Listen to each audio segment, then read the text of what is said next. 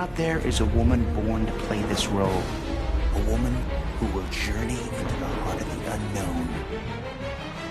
An uncharted island. A place that was thought to exist only in myth. Wall! There's a wall ahead!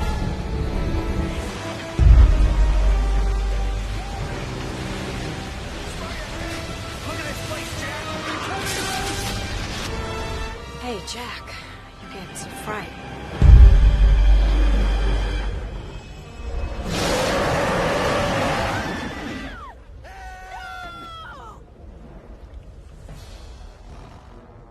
Hi, this is Douglas Perry, Editor-in-Chief of IGN Xbox and Xbox 360. And Peter Jackson's King Kong is one of those games that you get and you play. It's about a 6-hour game. It's not that long. But boy, in that short 6 hours, there's a whole lot of fun, interesting, and gorgeous and beautiful sounding gameplay. Peter Jackson's King Kong is based on the movie, so the story takes place in the 30s.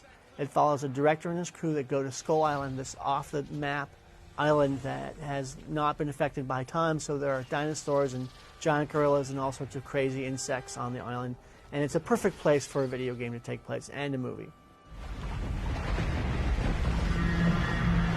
First of all, it's a mixture. There's a third-person perspective, which is where you actually play as King Kong.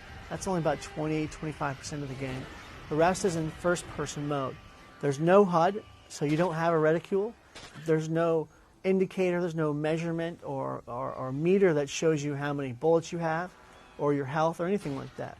It's all visual and sound based. This game relies heavily on sound and has some of the best sound implementation in a game this year, both in terms of the score and in terms of the sound effects. When you're injured, you'll breathe really heavily and you'll hear adrenaline running through this guy's breath. You play as Jack Driscoll, and when he runs and he's scared, you feel it. That breath is an indicator of how much life you have, as well as when you get bitten or hurt, the screen turns red. The other thing that really blows you away in terms of sound is the sound of the animals, of the creatures themselves. When the V-Rex comes on, that thing is loud, it's piercing, and it hits you right to the bone, and you want to get the hell out of there. Visually, the game is very good. It doesn't really matter which system you have, the GameCube, the PS2, PC, Xbox, or Xbox 360. They're all good looking, and that's partly due to the fact of the level design, and the levels are created in an organic way, so there are no right angles. Everything's based on this sort of ferny, tree, sort of hilly landscape that's just really beautifully done. On the Xbox 360 and on the PC in particular, you'll see fantastic lighting coming down, really high-res imagery, and a whole lot of great geometry that sort of fleshes out this island in a really living kind of way.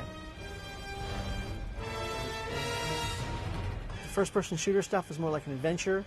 You're going to be saving your cohorts, and you're going to be sort of using fire puzzles to open up areas, and you'll be killing animals using this sort of food chain system that's on the island. I have to tell you, there were some problems in any one of the systems you have. There are some scripting problems that may affect your build, and that affected a couple of hours, and it's something that actually lowered the score a little bit. But for the most part, most people haven't experienced them. Playing from the third-person perspective as King Kong, you get a really muscular, powerful sense of control, even though it feels like you're playing as like a very simplistic wrestler. You're very sort of contained in certain areas. So you're sliding a little bit, and the controls aren't that good.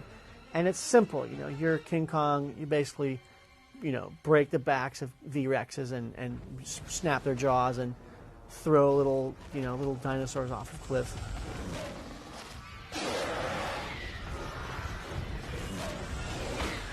You will be doing some chase scenes where you're climbing on vine-strewn cliff sides.